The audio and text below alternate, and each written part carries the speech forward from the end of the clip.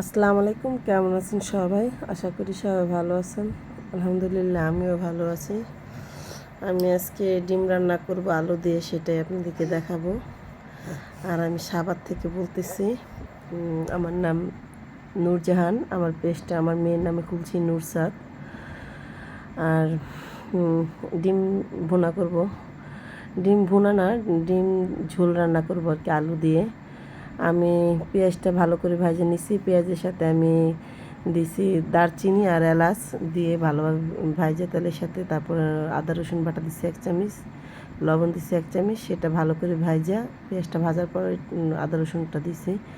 তারপরে 1 চামচ লবণ দিছি, যেমন আদা রসুনটা কড়াইয়ের সাথে না লাগে পড়ে, তার জন্য।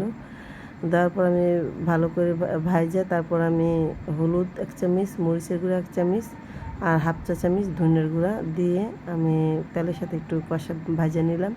ভাজার পর আমি আবার পরিমাণ মতো পানি দিয়ে আবার এটা কষাবো। আমার এটা কষানো হয়ে গেলে আমি আলু দিয়ে দিব আর কি। তো আমি একটু ভালো করে কষাবো। আমি আর একবার পানি দিয়ে আর কি, একবার কষানো হয়েছে, আমি আবার পানি দিছি, পানি দিয়ে কষাইছি, সেটা আপনাদেরকে আমি দেখাইনি। আর এই তো আমি এখন এটার মধ্যে আলু দিয়ে দিব। আমার এটা কষানো হয়ে গেছে, এভাবেই আমি দিয়ে দিব। আরও ভাজা ভাজা করা যায়, কিন্তু আমি আর করব না। আর আমি কোয়েল পাখির ডিম দিয়ে আর মুরগির ডিম দিয়ে রান্না করতেছি। আমার আলুগুলো অনেক সিদ্ধ হয়ে গেছে, তার জন্য আমি আর কি কষাই নাই। আমি এভাবেই মশলাটা বেশি করে কষাই নিছি। আর ডিম আর আলু যত একসাথে দিছি, বেশি কষালে ভাঙা যাবে, তার জন্য আমি আলতো হাতে এগুলো একটু লাড়াচাড়া দিয়ে দিলাম। দিয়ে দেওয়ার পর আমি ঢাকা দিব। এইভাবে আমি ডিম বোনা করবো। যত আমার ছেলে আজকে খুব জ্বালাইতেছে, ও নিচে থাকতেছে না, ওকে নিয়ে আমি কুলে নিয়ে রান্না করতেছি আর ভিডিও করতেছি। আর এটা তো আমার হয়ে গেছে। আমি আমার ছেলের জন্য খিচুড়ি রান্না করব। এই তো এটা কবুতরের মাংস, সকালে কবুতর জবাই দিছিলাম। আর এখানে 2 পিস আলু দিছি, এই আলু দিয়ে ডিম দিয়ে রান্না করবো, যে সেখান থেকে 2 পিস আলু দিছি। আর মটরশুঁটি আর গাজর দিছি। আর এখানে আমি একটু পরিমাণ মতো একটু আদা রসুন বাটা দিব আর পেঁয়াজ দিব।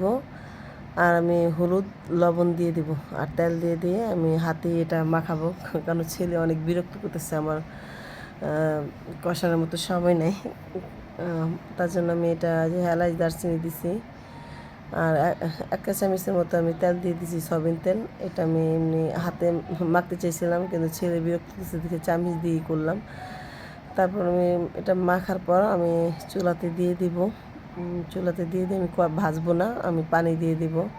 কেন বললাম আমি তো শুরুতে, যে আমার ছেলে কুলে কুলে নিয়ে রান্না করতেছি, খুব কষ্ট হইতেছে, খুব কান্না করতেছে, নিচে থাকতেছে না। সকাল থেকে আজকে এরকম করতেছে, নিচে একদমই থাকতেছে না। আর আমার হাতে যে ইয়েটা পানি ছিল, সেই পানিটা আমি দিয়ে দিছি বেশি করে। এটা আমি এমনি একবারে বসে রান্না করব।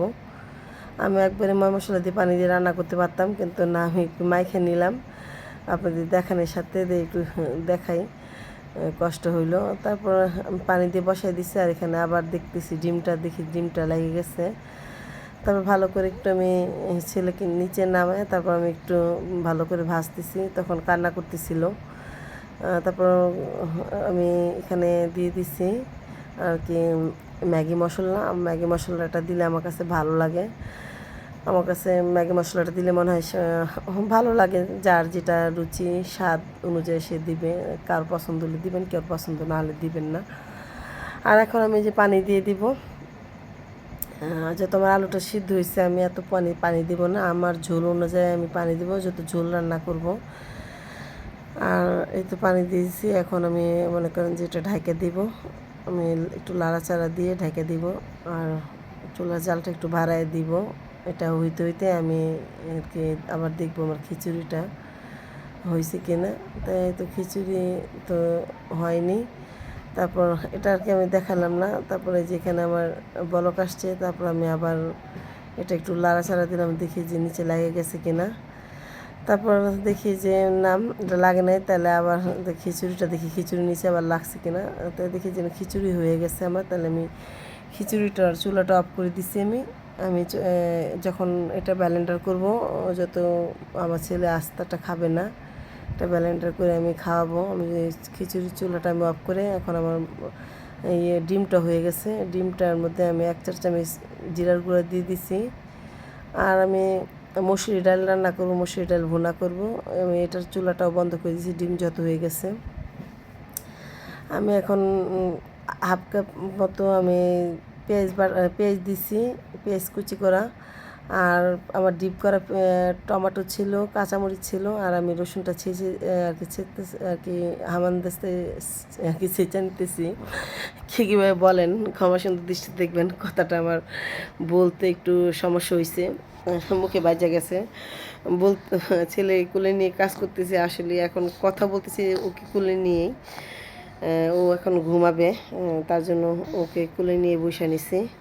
আর তখন আমি বয়সটা দিতেছি। আর আমি বললামই তো, আমি বাজারে যখন গেছি খুব দাম ছিল, তার জন্য আমার যেগুলা ডিপ করা ছিল ঘরে, সেগুলো আমি ভাই করে যে রান্না করতেছি। আমি হাতেই মাখবো, হাতে মেখে এই ডাল বোনাটা করব।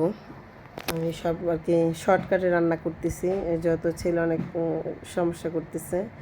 আর আমি ডাল বোনার মধ্যে পেঁয়াজ, কাঁচামরিচ আর দিছি, টমেটো দিছি, হলুদ দিছি আর লবণ দিছি। আর সরিষার তেল দিয়ে রান্না করতেছি। আমি কখনো সরিষার তেল দিয়ে রান্না করি নাই, কিন্তু আজকে রান্না করতেছি। এটা আমি ইউটিউব থেকে দেখছি যে আমি হাতে মেখে ডাল বোনা আর কি কীভাবে ডাল বোনা করলে ভালো হবে শর্টকাটে। তাই আমি যেভাবে ডাল বোনা করি, সবসময় আমি ডালটা ভালো করে ভাজে নিই আর কি। ডাল সব ময় মশলা দিয়ে, পানিটা না দিয়ে আমি আগে ডালটা ভাজে নিই। আর এই তো আমার রান্না শেষ। ভালো লাগলে লাইক, কমেন্ট, শেয়ার করবেন।